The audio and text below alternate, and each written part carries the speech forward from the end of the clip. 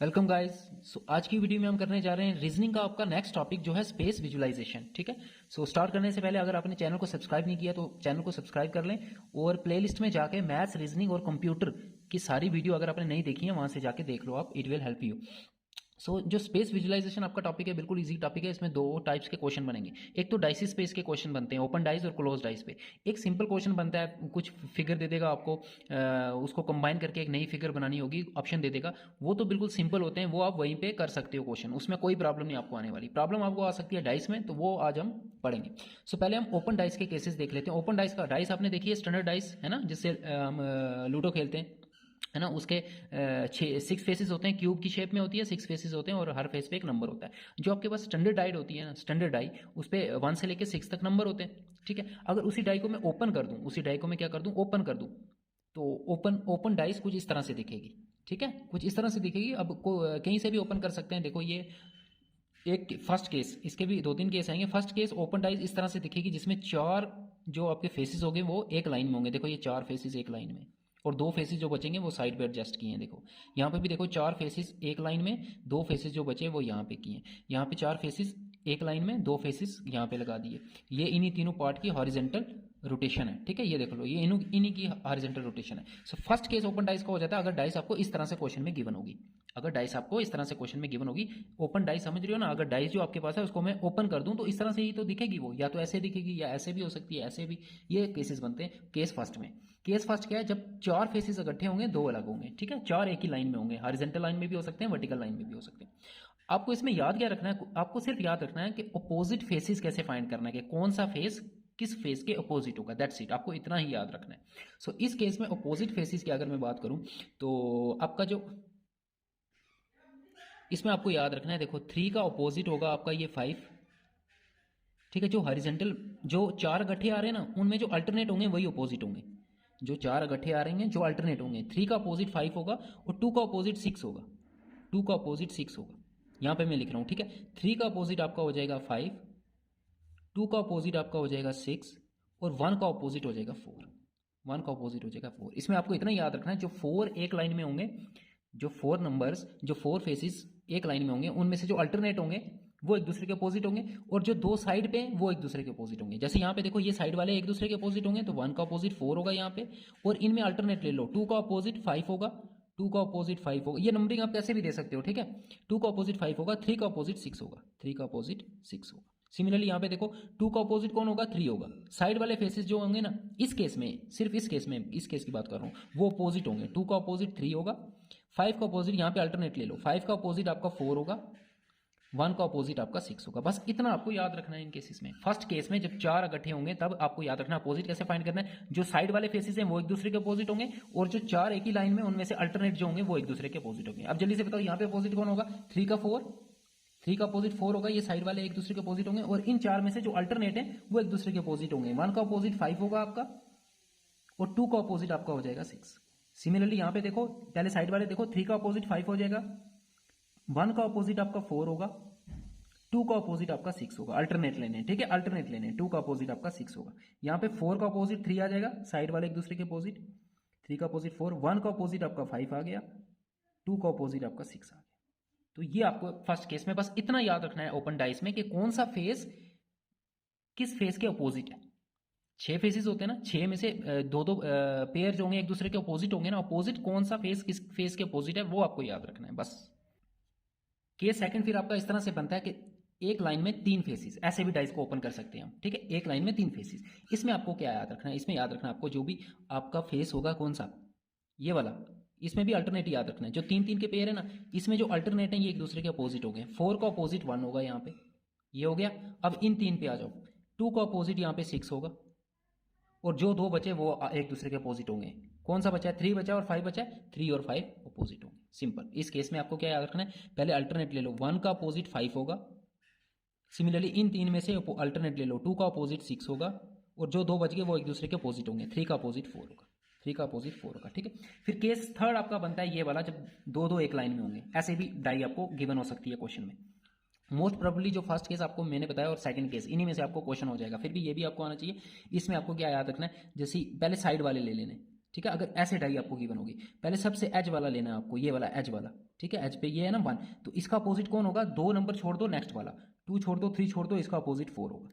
Similarly इस तरफ से एज वाला ले लो, 6 है ना एज वाला, 2 छोड़ दो, 5 छोड़ दो, 4 छोड़ दो, इसका अपोजिट 3 होगा, 6 का 3, और बाकी जो 2 बच गए वो एक दूसरे के अपोजिट होते हैं। कौन कौन सा बचा है, 2 बचा है, और कौन सा बचा है, 5 बचा है, 2 और 5 एक दूसरे के अपोजिट होंगे।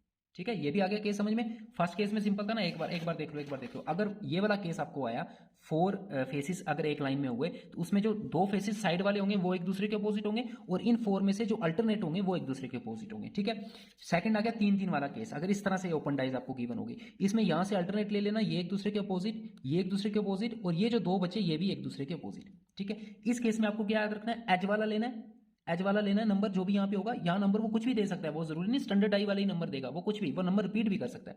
सो यहाँ पे जो नंबर होगा, 2 छोड़ दो, ये भी, ये दो फेसेस आपने छोड़ देने, ये फेस भी छोड़ दिया, ये फेस भी छोड़ दिया, तो 4 आ रहा है, तो 1 का अपोजिट 4, 1 का अपोजिट 4। सिमिलरली फिर इस एज वाला नंबर लेना आपने, इस एज वाला ले लिया 6, 2 नंबर छोड़ दो, 6 का अपोजिट 3, और बाकी जो 2 बच गए वो एक दूसरे के अपोजिट होंगे। फिर एक केस ये भी बनता है आपका 4th, इसमें क्या है, एक फेस के पार्ट क्यों है, देखो एक फेस ये आ गया, एक फेस ये आ गया, एक फेस ये आ गया, 3, ये 4, ये 5 फेसेस, तो 6वां फेस कहाँ है, 6वें फेस के इसने 4 पार्ट किए हुए हैं। देखो एक पार्ट यहाँ पे आ गया, एक पार्ट यहाँ पे आ, इसको क्लोज करोगे ये डाइस ही बनेगी, एक पार्ट यहाँ पे आ गया, एक पार्ट यहाँ पे आ गया।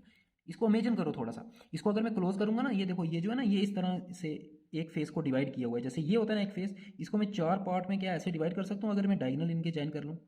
देखो ये एक फेस 4 पार्ट में डिवाइड हो गया, एक पार्ट ये आ गया, 4 ट्राइंगल्स में डिवाइड हो गया, एक पार्ट ये आ गया, एक पार्ट ये आ गया, एक पार्ट ये आ गया। तो इस फेस को अगर मैं ओपन करूंगा तो ऐसे ही तो बनेगा, एक पार्ट ट्राइंगल का यहाँ पे आएगा, एक यहाँ पे, एक यहाँ पे, एक यहाँ पे। जब इसको मैं क्लोज करूंगा तो डाइस ही बनेगी। ठीक है, तब डाइस ही बनेगी। इसमें आपको याद रखना है, नंबर्स में से ये अपोजिट होंगे एक दूसरे के, 1 का अपोजिट 3 होगा, अल्टरनेट वाले। ठीक है, यहां से 4 का अपोजिट 5 होगा, 4 का अपोजिट 5 होगा, और बच गया ये बीच वाला 2, 2 के अपोजिट कौन सा फेस होगा, ये वाला फेस, ये ट्राइंगल वाला फेस, ये जो जिसके पार्ट्स दिए हुए हैं।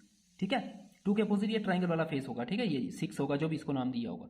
तो इसमें आपको ये याद रखना है। बस ओपन डाई में आप ये 3-4 केसेस याद रख लो कि अपोजिट फेसेस कैसे फाइंड करने हैं, आपका क्वेश्चन बिल्कुल इजी हो जाएगा। आपको क्वेश्चन में भी यही पूछेगा, एक डाइस दे देगा, उस पर नंबर दे सकता है, यहाँ पे सिंबल दे सकता है, कुछ भी देगा यहाँ पे, तो फिर पूछेगा कि कौन सा फेस किसके अपोजिट है, या पूछ लेगा इस डाई को अगर मैं क्लोज करूं तो ये कैसे दिखेगी, क्लोज करने के बाद कैसे दिखेगी, उसमें भी आपको अपोजिट फेस का ही ध्यान रखना। अच्छा, अगर मैं क्लोज डाई की बात करूं तो उसमें स्टैंडर्ड डाई जो होती है ना, आपकी जो स्टैंडर्ड डाई होती है, उसको आपको पता है कि उसमें 6 फेसेस होते हैं, और हर फेस पे नंबर होता है 1 से लेके 6 तक। एक फेस पे 1 नंबर होगा, एक पे 2 होगा, एक पे 3 होगा, एक पे 4 होगा, एक पे 5 होगा, एक पे, ये तो आपको पता है स्टैंडर्ड। लेकिन अपोजिट कौन सा होगा, याद रखना, जो भी अपोजिट फेसेस पे नंबर होते हैं ना, उनका सम 7 होता है हमेशा। आप स्टैंडर्ड डाई देख लेना एक बार, उनका सम कितना होता है, 7 होता है। दैट मीन्स उसका क्या मतलब हुआ, अपोजिट फेसिस पे जो भी नंबर होंगे उनका सम हमेशा 7 होता है। इट मीन्स 1 का अपोजिट 6 होगा, बिकॉज 6 + 1 कितना होता है, 7 होता है।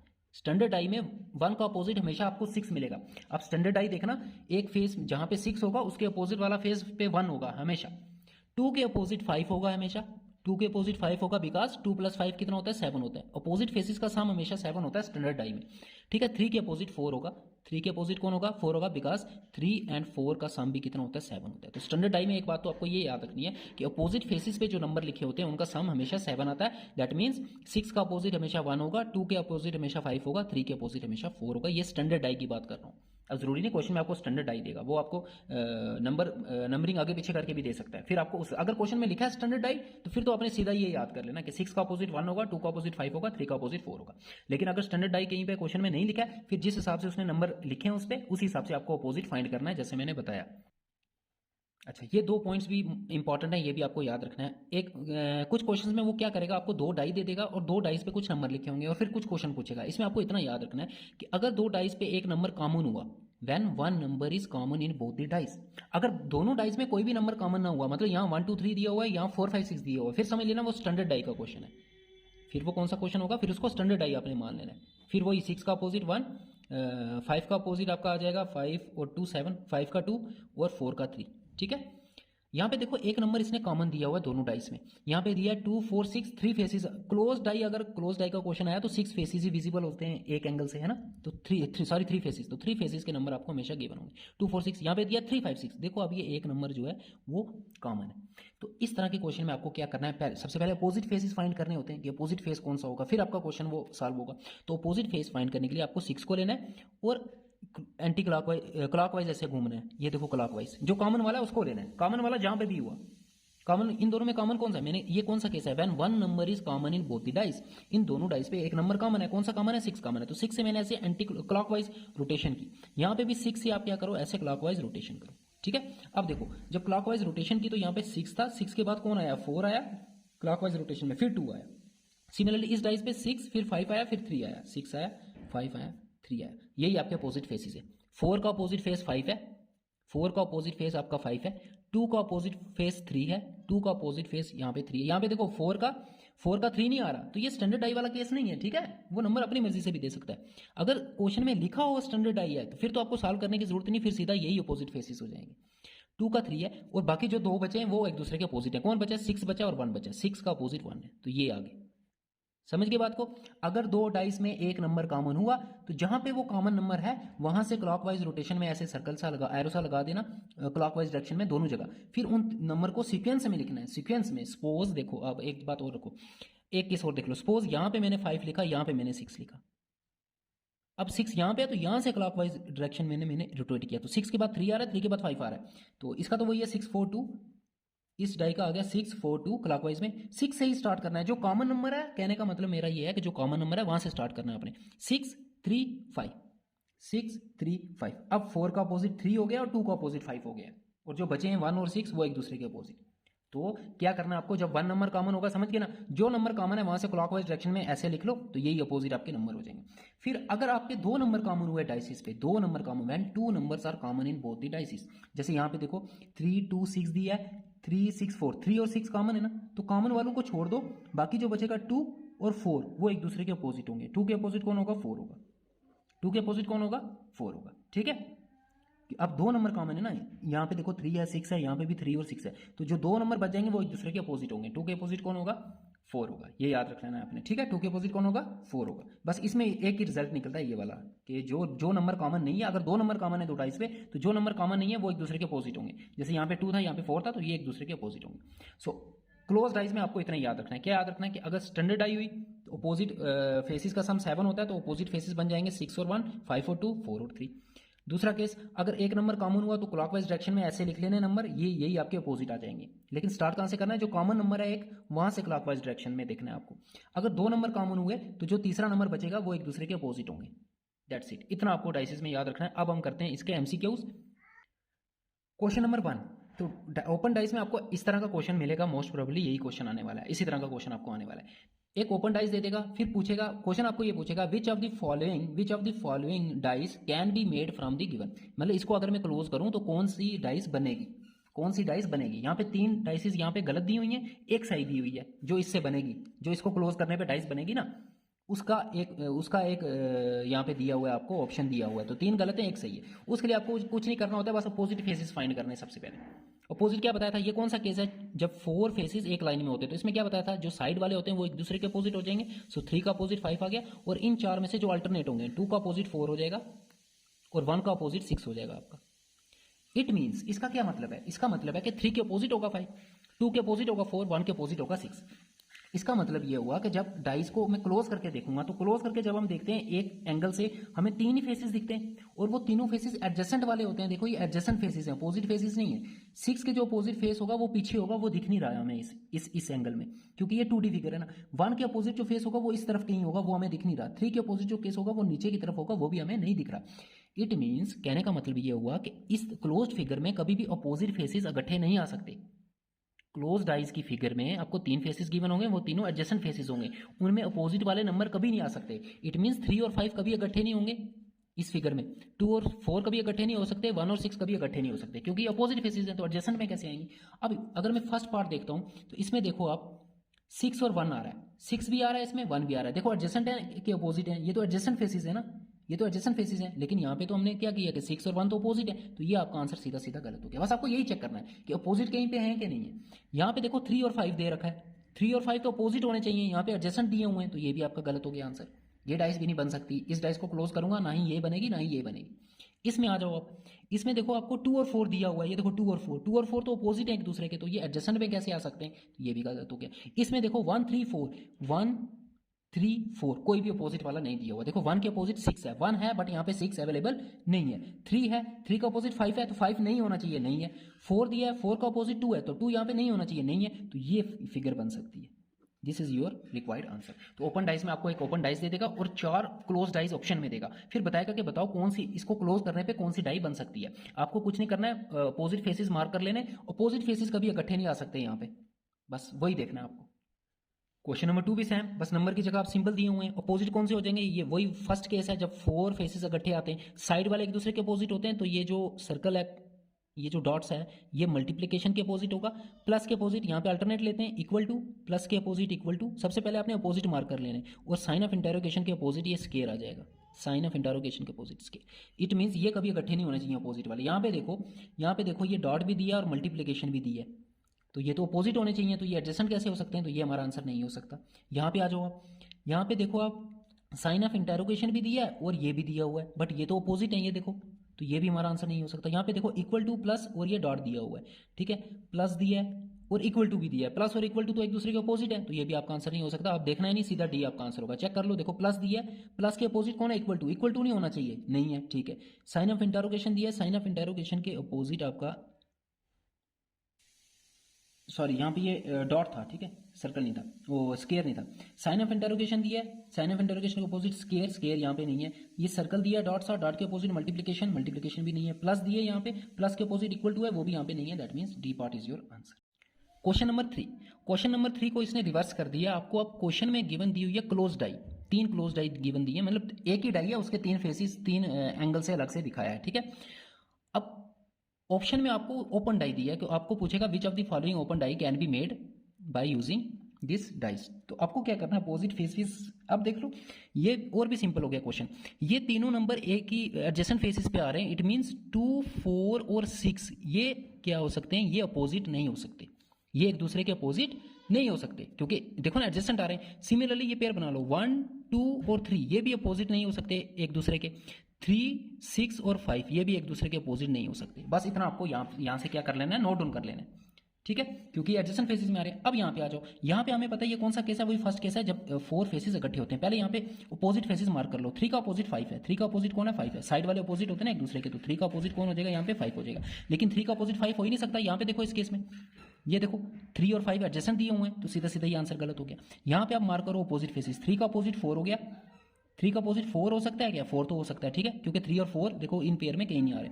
फिर 5 का अपोजिट 1 है, यहाँ पे देखो एडजेसेंट वाले लेने होते हैं। यहाँ पे 5 का अपोजिट 1 है, 5 का 1 हो सकता है, ठीक है, 5 का 1 हो सकता है। 6 का अपोजिट 2 है, यहाँ पे देखो 6 का अपोजिट 2 है। 6 और 2 लेकिन अपोजिट नहीं हो सकते। यहाँ पे देखो 6 और 2 इकट्ठे आ रहे हैं, ये देखो, ये कौन सी डाई, फर्स्ट डाई में देखो 6 और 2 एडजेसेंट आ रहे हैं, तो ये भी हमारा पहले 2 केस ठीक हो गए थे, बट थर्ड वाला गलत हो गया, तो ये भी आपका आंसर नहीं हो सकता। नेक्स्ट देखो यहाँ पे 2 का अपोजिट 5, 2 का अपोजिट 5 हो सकता है, ठीक है।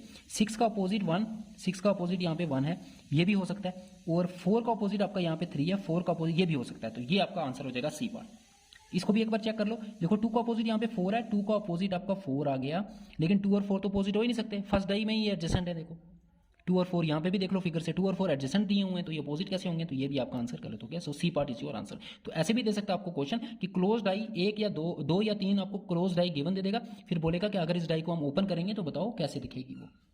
तो आपने कुछ नहीं करना है, यहाँ पे एडजेसेंट फेसेस दिए हैं, उनको मार्क कर लेना कि ये एडजेसेंट फेसेस हैं, ये कभी भी अपोजिट नहीं हो सकते। जैसे 2 4 6 ये एक दूसरे के अपोजिट नहीं हो सकते, 1 2 3 ये एक दूसरे के अपोजिट नहीं हो सकते, 3 6 5 ये एक दूसरे के अपोजिट नहीं हो सकते। मतलब 3 का अपोजिट 5 नहीं हो सकता, 5 का अपोजिट 6 नहीं हो सकता, 6 का अपोजिट 3 नहीं हो सकता। तो फिर यहाँ पे अपोजिट फेसेस मार्क करके आपने मैच करना है बस। क्वेश्चन नंबर 4 देखो, ओपन डाई दिया, इसको क्लोज करके कौन सी डाई बन सकती है वो आपको पूछ रहा है ये, ठीक है। यहाँ पे देखो क्या है, अपोजिट फेसेस हम कैसे मार्क करते हैं। यहाँ पे मैंने क्या बताया था कि एडजेसेंट वाले ले लो, इसका अपोजिट ये होगा, ये एम्प्टी बॉक्स है, ये भी एम्प्टी बॉक्स है, कोई नहीं, हम मार्क करते हैं ये एम्प्टी के अपोजिट। सिमिलरली ये वाला इसके अपोजिट होता है, ये फोर्थ केस में मैंने बता दिया अपोजिट। और जो सेंटर वाला होता है उसके अपोजिट ये वाला होता है, ये जो बनता है ये 4 ट्रायंगल्स को मिला के जो बनता है। अब यहाँ पे आपको ये दिमाग लाना है, ये जब मैं क्लोज करूंगा तो ये कैसे बनेगा, ये इमेजिन करके भी आप कर सकते हो, बिल्कुल ईजी है। ये वाला आ गया आपका एक स्केयर, उसके बीच में एक और स्केयर, इसके अपोजिट होगा। जब मैं क्लोज करूंगा ये ट्रायंगल्स कैसे मिलेंगी, ये प्लस वाला आएगा ऊपर, ऐसे मिलेंगे ना, देखो ये हमेशा डायगोनल आपने ज्वाइन करने हमेशा, इसमें ऊपर आ जाएगा प्लस, ये देखो इस तरफ से आएगा इक्वल टू, इस तरफ से ये माइनस साइन आएगा और यहाँ पे ये मल्टीप्लिकेशन, ये वाला फेस बनेगा ये। तो ये एक दूसरे के अपोजिट है। अब देखो मैं अगर ए पार्ट देखता हूँ तो यहाँ पे ये वाला दिया हुआ है कौन सा, ये स्केयर वाला। अब स्केयर वाला अगर दिया है तो ये वाला यहाँ पे नहीं होना चाहिए बिकॉज ये अपोजिट है, तो ये तो नहीं है, ठीक है। अब यहाँ दोनों एम्प्टी दिए हुए हैं। आप बोलोगे सर एम्प्टी तो एक दूसरे के अपोजिट है, तो ये एडजस्टेंट में कैसे आ सकते हैं? आ सकते हैं भाई, क्योंकि यहाँ पे 4 एम्प्टी हैं। ये वाला इसके अपोजिट होगा, लेकिन ये वाला इसके तो एडजस्टेंट होगा ना, ये वाला इसके तो एडजस्टेंट होगा ना। इसको इमेजिन करो एक डाई आपके पास, उसके 4 फेसेस जो है ना वो एम्प्टी हैं, वो सेम है, मतलब उन पे सेम चीज़ है। एम्प्टी हो सकता है या कोई सिंबल भी यहाँ पे आपको दे सकता था, लेकिन सेम सिंबल, तो वो एक दूसरे के अपोजिट तो होंगे लेकिन एडजस्टेंट भी होंगे। वो चारों के चारों एडजस्टेंट भी होंगे ना, दो एडजस्टेंट भी होंगे, तो ये केस तो बन सकता है ये वाला। सेकंड केस देखो, इसमें आपको दिया है ये वाला फेसिस और 2 खाली वाले। अब इसको भी अच्छे से देखना आपको, देखो ये इसमें इसने मिस्टेक की हुई है, ये बन सकता है लेकिन इसमें मिस्टेक किया, ऊपर मल्टीप्लिकेशन दी हुई है, ऊपर मल्टीप्लिकेशन है, ऊपर प्लस का साइन आएगा, नीचे मल्टीप्लिकेशन आएगा, तो ये तो आपका गलत हो गया। यहाँ पे आ जाओ, यहाँ ये साइन अच्छे से चेक कर लो, साइन ठीक है ठीक है ठीक है ठीक है ठीक है। अच्छा, इसके अपोजिट ये वाला है, तो ये वाला यहाँ पे नहीं होना चाहिए और ये वाला नहीं है, और एम्प्टी वाले एडजस्टेंट हो सकते हैं, क्योंकि मैंने बताया ना 4 है एम्प्टी। इसको इमेजिन करके एक बार सोचो, 4 एम्प्टी है ना, एक तो अपोजिट होंगे, लेकिन वो कैसे आएंगे? ऐसे आएगा ना फेस, जो आपका ऊपर वाला फेस होगा उसके अपोजिट वाला भी एम्प्टी होगा, सिमिलरली जो लेफ्ट वाला होगा उसके राइट वाला भी एम्प्टी होगा। अब ये इसके तो अपोजिट है लेकिन इसके तो एडजस्टेंट है ना। सिमिलरली इसके, ये वाला इसके एडजस्टेंट है, ये वाला इसके एडजस्टेंट है, ये वाला इसके एडजस्टेंट है, और ये वाला इसके अपोजिट है। देखो अपोजिट भी है एडजस्टेंट भी है, बिकॉज ये 4 है ना। अगर सिर्फ 2 होते, अगर अपोजिट है तो वो हमेशा अपोजिट ही रहते हैं। अगर सिर्फ 2 फेसेस हो सेम सिंबल वाले तो वो अपोजिट होते हैं, अपोजिट ही रहेंगे हमेशा, लेकिन यहाँ पे 4 हैं इसलिए। तो ये आपका सही हो जाएगा सी पार्ट, ये भी हो सकता है। अब डी में आ जाओ, डी में तो सीधा सीधा ये वाला इसने गलत दिया है, ये डायगोनल ज्वाइन करने थे, क्योंकि ये 4 ट्रायंगल्स बन रही है ना, तो ये इसने स्केयर से बनाए हुए हैं छोटे छोटे। ऐसा अगर होता ना फिर ऐसे होता है, यहाँ पे एक स्केयर यहाँ पे होता, एक स्केयर छोटा सा यहाँ पे होता, एक यहाँ पे होता, एक यहाँ पे होता, तो ये तो सीधे सीधे गलत हो गया। तो आपका आंसर आ जाएगा A and C, A and सी, तो ए एंड सी वाला आपका आंसर सी पार्ट। तो ऐसे भी ऑप्शन आपको दे सकता है, 2 से ज़्यादा भी पॉसिबिलिटी बन सकती है। क्वेश्चन नंबर 5 अगेन सेम है, पहले अपोजिट मार्क कर लो। देखो इसका अपोजिट ये वाला होगा, एडजस्टेंट वाले होते हैं इस केस में, मैंने बताया था। ये एम्प्टी वाले का हो जाएगा ये वाला अपोजिट, ये वाला फेस। मल्टीप्लिकेशन वाले के भी ये खाली वाला मल्टीप्लिकेशन वाले के अपोजिट हो जाएगा, और बीच जो खाली वाला है उसके अपोजिट कौन सा है आपका? उसके अपोजिट ये वाला। ये कैसा बनेगा? देखो ये ट्राइंगल मार्क्ड है और ये वाली एम्प्टी है, मतलब जो लेफ्ट और राइट से आएंगी वो एम्प्टी है, और ऊपर अप और डाउन वाली क्या है? पहले तो डायगोनल चेंज कर लो, अप और डाउन वाली मार्क्ड है, ये वाली ट्रायंगल और ये वाली ट्रायंगल मार्क्ड है, और ये दोनों एम्प्टी है। अब चेक करो, ए पार्ट आ जाओ, ये वाला फेस दिया है ये वाला, अब इसके अपोजिट कौन सा है? एम्प्टी वाला। ये एडजस्टेंट में आ सकता है क्या? मुझे बताओ। आपका आंसर होगा यस सर, ये है तो इसके अपोजिट है, लेकिन ये इसके एडजस्टेंट भी आ सकता है। ये वाला अपोजिट है ना, ये तो एडजस्टेंट आ सकता है ना इसके, ये वाला तो एडजस्टेंट आ सकता है ना इसके। समझ रहे हो बात को? तो ये ऐसे कंफ्यूज करेगा आपको। अगर सेम दे दिया, अगर 6 के 6 फेसेस पे डिफरेंट सिंबल या डिफरेंट नंबर्स हैं, वो क्वेश्चन तो आपके लिए बिल्कुल ईजी होगा। लेकिन कुछ फेसेस आपको अगर सेम देगा तो फिर बड़े ध्यान से करना, फिर जो अपोजिट है वो एडजस्टेंट में भी आ सकता है, क्योंकि यहाँ पे देखो 3 फेसेस इसने सेम दिए हुए हैं, एम्प्टी, ये वाला फेस, ये वाला फेस, ये वाला फेस। अब इसके अपोजिट ये एम्प्टी वाला तो है, ठीक है मैं मान रहा हूँ एम्प्टी वाला, लेकिन ये वाला एम्प्टी वाला तो इसके अपोजिट नहीं है ना, ये वाला तो इसके अपोजिट नहीं है ना, तो ये एडजस्टेंट में आ सकते हैं, मतलब ये पॉसिबल है। अब दूसरा देखो, ये वाला दिया हुआ है सर्कल वाला, सर्कल के अपोजिट एम्प्टी वाला है, तो फिर इसके एडजस्टेंट में एम्प्टी वाला आ सकता है क्या? आपका आंसर होगा यस सर आ सकता है। ये इसके अपोजिट है ना, लेकिन ये तो इसके एडजस्टेंट आ सकता है ना, ये वाला तो इसके एडजस्टेंट आ सकता है ना, तो ए पार्ट आपका सही है, ए पार्ट आपका सही है। अब बी पे आ जाओ, बी पे क्या दिया है इसने? अच्छा, इन सिंबल्स का भी ध्यान रखना, ठीक है। अप एंड डाउन वाले मार्क्ड हैं और लेफ्ट और राइट वाले अनमार्क्ड हैं, ठीक है। अब देखो यहाँ पे सर्कल दिया हुआ है और ये 2 खाली फेसेस दिए हुए हैं, ठीक है। 2 खाली फेसेस तो एडजस्टेंट आ सकते हैं, ये देखो ये एक दूसरे के एडजस्टेंट है, ये का अपोजिट है। लेकिन सर्कल के अपोजिट कौन है? सर्कल के अपोजिट आपका एम्प्टी वाला है। सर्कल के अपोजिट अगर एम्प्टी वाला है आपका, तो क्या सर्कल के अपोजिट एम्प्टी वाला आपका आ सकता है? बिल्कुल आ सकता है। देखो सर्कल के अपोजिट एम्प्टी वाला, तो क्या एडजस्टेंट में 2 आ सकते हैं? देखो एडजस्टेंट में 2 एम्प्टी हैं, बिल्कुल आ सकते हैं, एक ये आ सकता है और एक ये आ सकता है, तो ये भी आपका आंसर सही है। अब देखो ये वाला आ गया मार्क्ड वाला, इसके अपोजिट है एम्प्टी वाला, तो इसके एडजस्टेंट में एम्प्टी वाला कौन सा आ सकता है? ये भी आ सकता है, ये भी आ सकता है, तो ये तो ठीक है।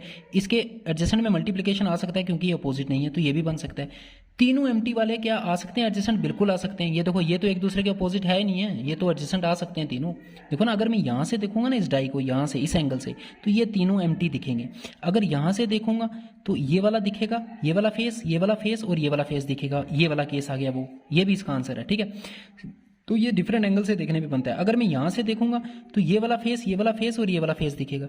यहाँ से देखूंगा तो ये 3 फेस दिखेंगे, ये वाले 3, ठीक है। ऊपर से देखूंगा तो फिर ये आगे वाला फेस और दो और दिखेंगे, तो इसमें आपका आंसर आ जाएगा ऑल। आप ऑप्शन आपको देगा both A and B and C and D या ऑल, तो इसमें आपका आंसर आएगा ऑल ऑफ दी अबव। ठीक है। तो अगर आपको एक फेसिस वो रिपीट कर रहा है तो ध्यान रखना, उसमें ऐसा नहीं लॉजिक लगाना कि इसके अगर अपोजिट एम्प्टी है, सर्कल वाले के अपोजिट अगर एम्प्टी है तो एम्प्टी आपका सर्कल के एडजेसेंट में नहीं आ सकता। नहीं, ये अपोजिट है ना, तो ये एडजेसेंट में आ सकता है, ये भी आ सकता है। मीन सर्कल के एडजेसेंट में दो एम्प्टी भी आ सकते हैं। समझ रहे हो बात को? अगर यहाँ पे सपोज ये कुछ और सिंबल होता, अब सर्कल के अपोजिट में दो एम्प्टी नहीं आ सकते, सर्कल के एडजेसेंट में एक एम्प्टी आ सकता है, ये वाला। ये तो अपोजिट है ना, तो ये एडजेसेंट में आ नहीं सकता, फिर एक आ सकता है, फिर ये वाला आंसर आपका गलत हो जाता, बी वाला। समझ रहे हो बात को? ठीक है। तो अगर जो अपोजिट वाला है उसको छोड़ दो, तो बाकी में अगर वो रिपीट हो रहा है तो वो एडजेसेंट में आ सकता है। क्वेश्चन नंबर 6 देखो, अब ये सेकंड केस है जिसमें 3 फेसेस इकट्ठे होते हैं। तो इसमें अपोजिट मैंने क्या बताया था, यहां से इन 3 फेसेस में एडजेसेंट वाला, तो स्टार का अपोजिट आपका सीधा सीधा हैश हो जाएगा। यहां से भी एडजेसेंट वाला उठाना है, ये आई या 1 लिखा हुआ है, इसका अपोजिट ये एंड आ गया, और जो दो बच जाएंगे सिंबल वो एक दूसरे के अपोजिट होंगे, परसेंटेज और ग्रेटर देन। सो परसेंटेज का अपोजिट ग्रेटर देन। तो कौन सी डाई बन सकती है यहाँ पे क्लोज? अगर इसको हम क्लोज करेंगे तो कौन सी डाई बनेगी? देखो आप, स्टार दिया हुआ है, स्टार के अपोजिट हैश है, हैश नहीं होना चाहिए, हैश नहीं है, ठीक है। फिर ये ग्रेटर देन दिया है, ग्रेटर देन के अपोजिट परसेंटेज है, ये नहीं होना चाहिए, यहाँ पे नहीं है। एंड दिया है, एंड के अपोजिट आई है, आई यहाँ पे नहीं होना चाहिए और नहीं है, तो ए ही पार्ट आपका आंसर हो गया। अब बी भी चेक करो, ठीक है। हैश के अपोजिट स्टार है, तो स्टार यहाँ पे नहीं होना चाहिए, बट स्टार देखो एडजेसेंट में दिया हुआ है, ये तो एडजेसेंट में दिया, ये एडजेसेंट में आ ही नहीं सकता, तो सीधा सीधा गलत हो गया। ये एडजेसेंट में तब आ सकता है अगर स्टार कहीं और भी होता, ठीक है। अगर यहाँ पे भी स्टार होता फिर आ सकता था, ठीक है। सी पार्ट देखो, एंड आई और परसेंटेज दिया, एंड और आई दोनों दे दिए, तो ये तो अपोजिट है, तो ये तो एडजेसेंट आ नहीं सकते, ये भी गलत हो गया। ग्रेटर देन एंड और परसेंटेज दिया हुआ है, ग्रेटर देन और परसेंटेज और एंड दिया हुआ है, तो ये दोनों तो अपोजिट है, तो ये एडजेसेंट हो नहीं सकते, ये भी गलत हो गया। इसमें आपका आंसर आ जाएगा ए पार्ट। तो ओपन डाई समझ गए ना? अगर 6 के 6 सिंबल डिफरेंट है फिर तो कोई टेंशन नहीं। अगर कुछ सिंबल रिपीट हो रहे हैं तो कितनी बार रिपीट हो रहे हैं ये भी डिपेंड हो रहा है। तो अगर जो जिसके अपोजिट है तो वो उसके एडजेसेंट में आ सकता है, अगर वो रिपीट हो रहा है वो वाला सिंबल किसी फेस पे, जो रिपीट हो रहा है वो एडजेसेंट में आ सकता है ना, अपोजिट वाला तो नहीं आ सकता, लेकिन जो रिपीट हो रहा है वो तो एडजेसेंट में आ सकता है, तो उसका ध्यान रखना है आप। क्वेश्चन नंबर 7 क्लोज डाई का क्वेश्चन है। ये आपको डाइस दिया है, आपको बोला है विच फेस इज अपोजिट टू 3 के अपोजिट कौन सा फेस होगा। तो अगर आपको ऐसा दिया है और डाई के बारे में कुछ नहीं बोला तो फिर आपने मान के चलना है ये एक स्टैंडर्ड डाई है। कौन सी डाई है? स्टैंडर्ड डाई है। तो स्टैंडर्ड डाई अगर होगी ये, तो 3 के अपोजिट कौन होता है? अपोजिट का सम हमेशा 7 होता है, तो 3 प्लस कितना 7 होता है? 3 प्लस 4 7 होता है, तो 4 आपका आंसर हो जाएगा सीधा सीधा बी पार्ट। तो ये स्टैंडर्ड डाई का क्वेश्चन था, क्लोज डाई का। Question number 8 which face is opposite to 3। तो 3 के अपोजिट आपको बताना है कौन सा फेस है। पहले इन डाइस को अच्छे से देखो, यहाँ पे 2 3 और 5 दिया हुआ है, यहाँ पे 2 4 और 5 दिया हुआ है, तो ये कौन सा केस है? ये वो वाला केस है जिसमें 2 नंबर कॉमन होते हैं। यहाँ पे देखो 2 और 5, यहाँ पे देखो 2 और 5। तो इस केस में मैंने क्या बताया था, कॉमन वाले नंबर छोड़ दो, बाकी जो 2 नंबर बचेंगे वो एक दूसरे के अपोजिट होते हैं, 3 और यहाँ पे है 4। इट मीन्स 3 और 4 एक दूसरे के अपोजिट होंगे, और 3 का ही आपको पूछेगा या 4 का पूछेगा, तो 3 के अपोजिट यहाँ पे कौन होगा? 4 होगा। क्वेश्चन नंबर 9 देखो, यहाँ पे 2 डाइज अगेन दिए हुए हैं। पहले नंबर नोट करो, यहाँ पे दिए हैं 2 3 एंड 5, यहाँ पे दिए 4 5 एंड 6। तो एक नंबर कॉमन आ रहा है 5 वाला, देखो 5 इसमें भी है और 5 इसमें भी है, तो ये वो वाला केस बन गया कौन सा, जब एक नंबर कॉमन होता है। तो इसमें मैंने क्या बताया था, जो नंबर कॉमन है वहां से आपने क्लॉकवाइज डायरेक्शन में घूम जाना है और नंबर को एक लाइन में लिख लेना है। 5 फिर 2 आ रहा है, फिर 3 आ रहा है, 5 2 3। फिर यहाँ पे जो कॉमन वाला नंबर है वहां से घूमना स्टार्ट करना है, ये है ना कॉमन वाला नंबर 5, तो यहां से क्लॉकवाइज घूमना है, क्लॉकवाइज ये। तो 5 6 और फिर 4, इसका बड़ा ध्यान रखना, 5 6 और 4। तो इस अब 2 6 के अपोजिट हो जाएगा, 3 4 के, और जो बच गए 2 नंबर, एक 5 बचा एक 1 बचा, 5 और 1 एक दूसरे के अपोजिट होंगे। अब किसका अपोजिट पूछा आपको? 2 का अपोजिट पूछा है, तो 2 का अपोजिट आपका 6 हो जाएगा, ठीक है। 2 का अपोजिट 6, 3 का अपोजिट पूछता तो 4, 5 का अपोजिट 1। तो ये थे आपके ओपन डाइस और क्लोज डाइस पे कुछ क्वेश्चन। जो आपका ये स्पेस विजुअलाइजेशन वाला पार्ट है ना, इसमें इंपॉर्टेंट यही था डाइसिस वाला क्वेश्चन। बाकी भी इसमें क्वेश्चन बहुत सारे बनते हैं, लेकिन वो बिल्कुल इजी होंगे, वो आप एग्जाम में खुद ही कर लोगे। आपको दे देगा 3-4 फिगर्स दे देगा, फिर ऑप्शन में उनको ज्वाइन करके कैसी फिगर बनेगी वो देगा, वो आपको सिर्फ वहीं पे देख के आप आराम से कर सकते हो। सो ये इंपॉर्टेंट था। If you like the video please subscribe the channel को सब्सक्राइब कर लेना और टेलीग्राम को ज्वाइन कर लेना, उसका लिंक मिल जाएगा आपको डिस्क्रिप्शन बॉक्स में। Thanks for watching.